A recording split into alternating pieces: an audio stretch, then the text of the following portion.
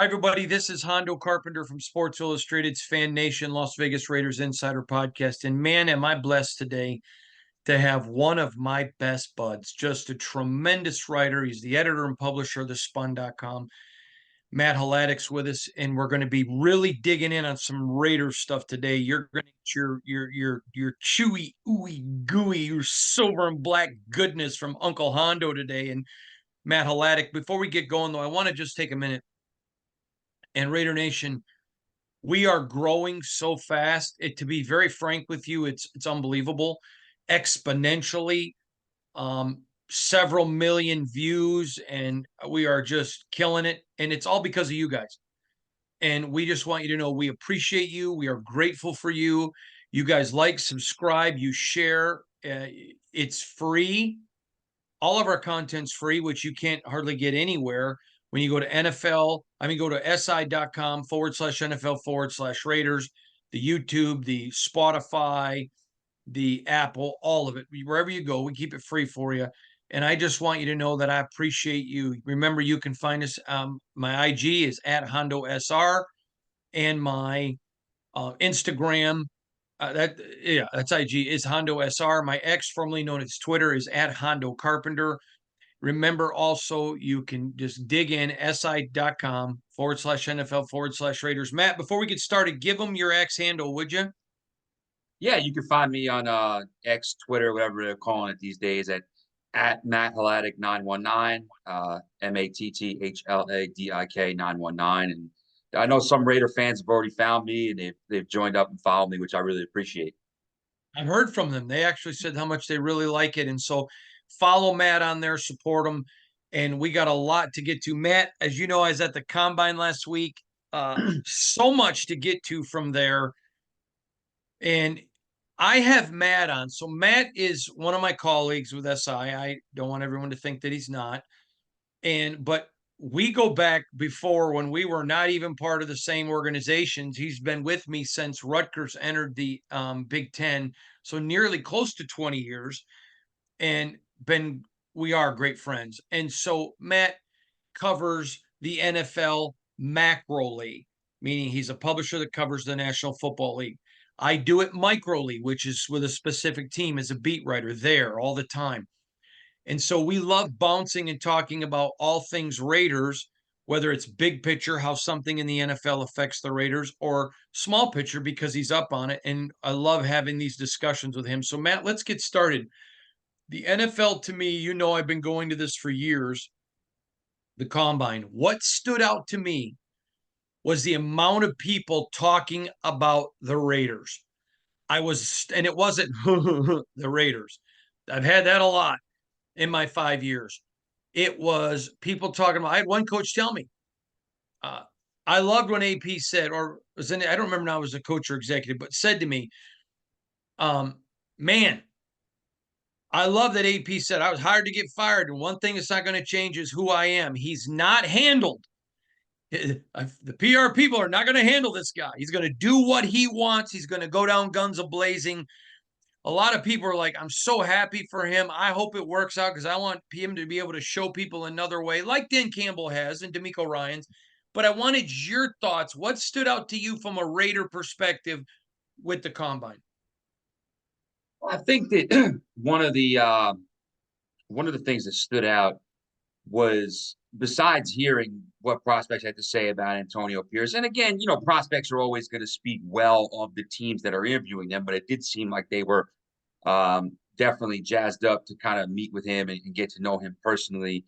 I thought that the Raiders just were part of that whole big quarterback buzz at the combine because there's so much talk about Caleb Williams and that number one pick, and would a team have to trade up to one to get their guy, or could you trade up to three? And then, all right, well, if you don't get one of the top three guys, who's in that next crop of your JJ McCarthy's and Bo Nix and Michael Penix and some other guys? Um, and I think that there was, some buzz about the Raiders with that because we know the Raiders are looking to add to their quarterback room and add to, their options at the position. And it's just a matter of how do they go about doing that. So I definitely noticed that they were um, in the conversations there. And I felt like, and I feel like this is almost every year. I feel like guys are getting faster every year. Like I know that that's only a component of the combine. It's not necessarily what guys put on tape or what they can do from a football perspective, but it is one of the more recognizable things from the combine, the 40-yard dash times. And there were some guys who had some vintage Raiders speed out there, not just at the receiver positions, but also all over the field. Yeah, I agree with you 100%. Matt, what did you think of AP's comments that no matter where the other quarterbacks come, they're going to get two of them. Could be free agency, could be two draft picks, whatever. They're going to have to beat out Aidan O'Connell. I've been banging the drum that these guys believe in Aidan O'Connell. They've not turned their back on Aidan O'Connell. He made that very clear, did he not? He did, and I think that that shows a lot of confidence in your young player. And I think, like we said on the year before, Aidan O'Connell showed some promise last year, starting for half the year after he was kind of thrown into the fire. I don't. Nobody knows just what his ceiling is as a pro yet. You don't know if he's going to be just a high end backup, if he's going to be, a bridge starter type, or a guy who can be, a capable starter that you can, win some games with. We don't know that yet, but the Raiders are going to give him the opportunity to beat out anybody that they bring in, or to prove that he's capable of being their starting quarterback. So I think that that's smart. You want to keep as many options open as possible, and you don't want to dismiss a young player coming off his rookie season right away. Yeah, I agree with you 100%. Let's now go in a little bit of a different direction, but I found it fascinating. I thought Tom Telesco was great in all of his comments there. I think he showed he's got a lot of Dave Ziegler in him. A lot of the issues in Los Angeles, like being 40 million over the salary cap, that wasn't on him. That was ownership that handled that. I think he's going to be very disciplined, but he really made points in his locker room because I heard from multiple players that texted me that when he talked about we got to keep money to sign and extend our guys. I He made a hit in his locker room, and that's a big deal. That's a big mentality that people I think don't think about a general manager winning a locker room. Well, ideally in the NFL, you want to build up on your own. You want to build up with your own um, draft picks or undrafted free agents, or guys like that you can kind of get to establish your culture and make a difference. With the salary cap going up exponentially this year, and it's only going to keep going up. I think that this is a point that I've seen several writers raise, and I agree. I think that it makes life potentially easier for teams that want to extend their own players because they know that they'll have some additional cap space to do it. So, I mean, the first round pick, you could give them an extension after their third year. Actually, well, any pick you can too. First round pick, you have the fifth year option, but so after some time if it's a guy that you want to build around. So I think that him saying we're going to put aside money not just this offseason, but in the future for our own guys as well as outside free agents is smart because ideally you want to build through the draft. You want to build through those guys that you pick and you bring in, supplement them with some undrafted free agents that you bring in every year that can fill a role, or maybe you get a big find there. And then you want to further supplement it with some missing pieces in free agency or trades. You can't build your roster and build the support system just out of those outside guys. I talked with John Schneider, the GM of the Seahawks. Most people didn't know outside of our reporting how close Patrick Graham actually was to getting that job.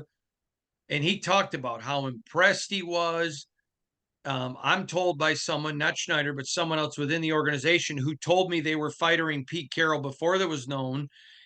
And in fact, told me before Pete came out and started talking about what he wanted to do next, um, that it was so close, it was like literally rice paper. And that he felt like the Raiders, or I mean, the Seahawk organization was going to keep a very close eye on Patrick. If this guy doesn't work out, there could be a short leash to go with Graham. What did you think about the fact he praised Graham? You and I have talked a lot about Patrick. Were you surprised, or does it just solidify in your mind how good Patrick Graham really is? No, I think it's a great endorsement for him.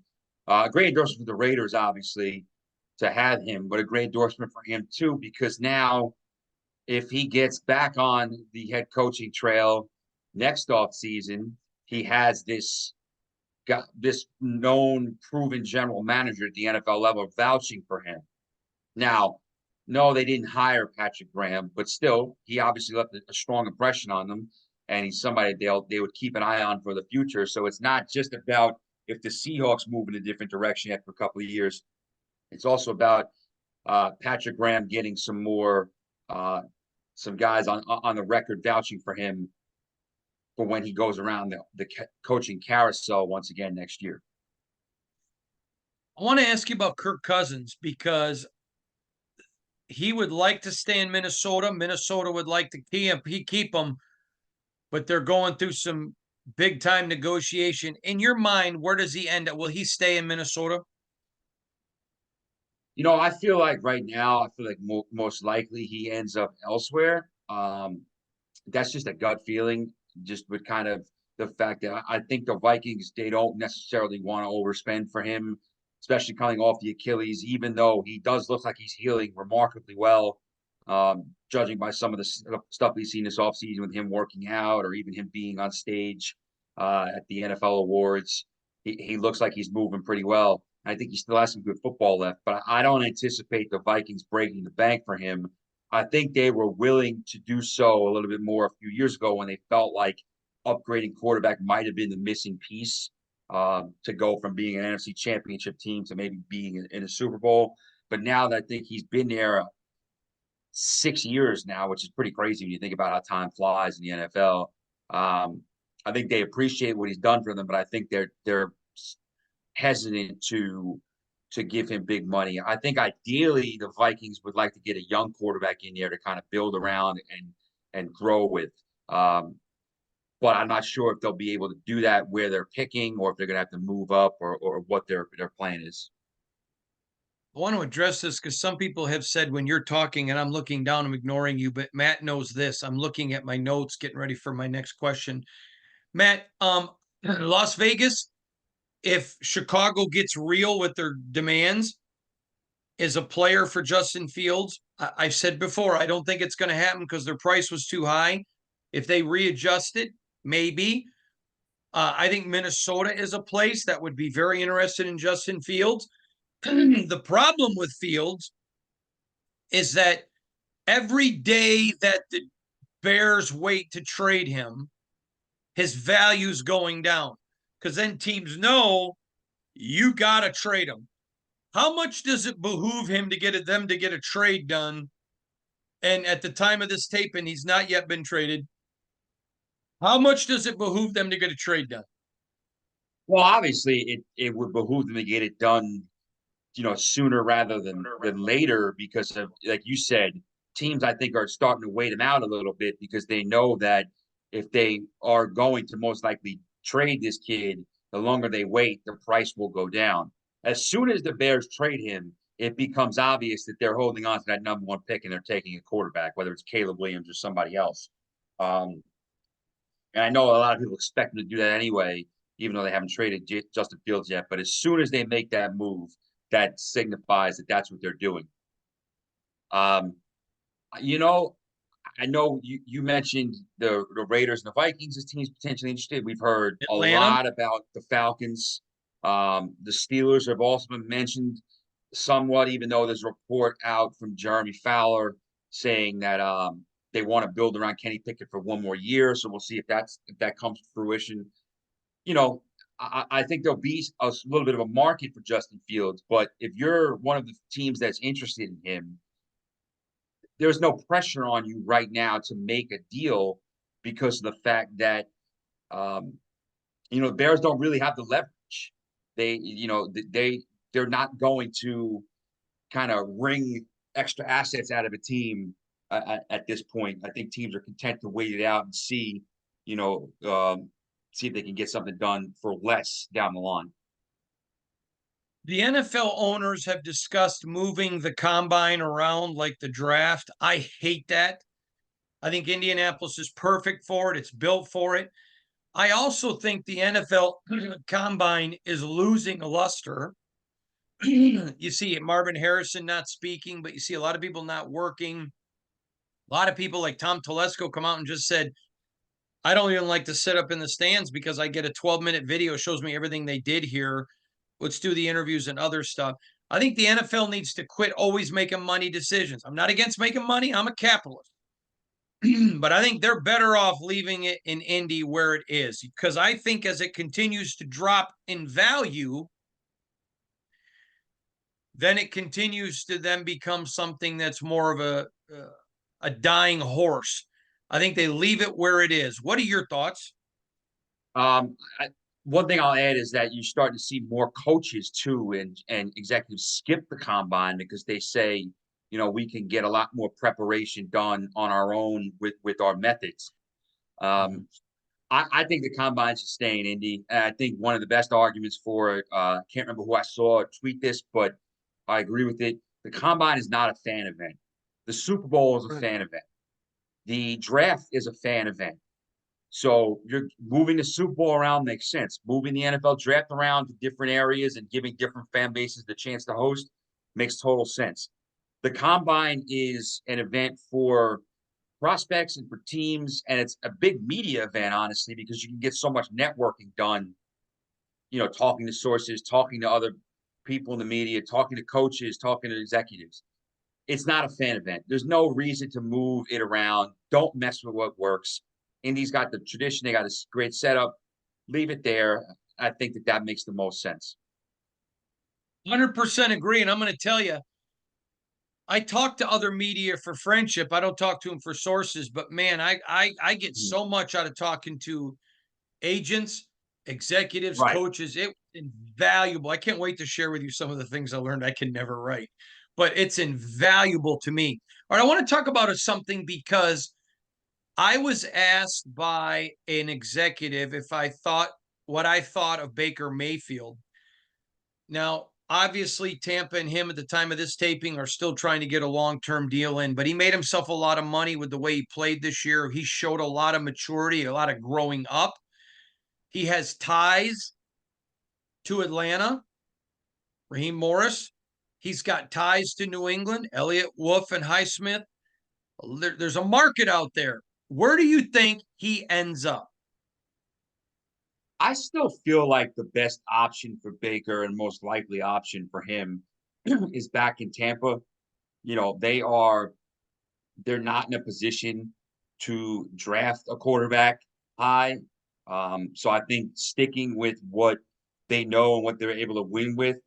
Obviously he won't have Dave Canales this year to help out with on that side of the ball. He's now head coach in Carolina, which is another team that's been linked to Baker a little bit. But I think the most likely scenario and probably the best case for him, the best fit is still Tampa Bay. And I think that he is sets himself up to be a solid potential bridge starter for them for the next couple of years because he's someone that that you can get quality play out of and you can win some games where you can get to the playoffs with and there's value in that. Another thing I heard at the combine is the market for interior offensive line, guards and centers, has gone so high that they believe next season will be a record for interior offensive linemen making $15 million or more a year. I thought that was awesome. I love that. I love to see the big uglies making the big jack.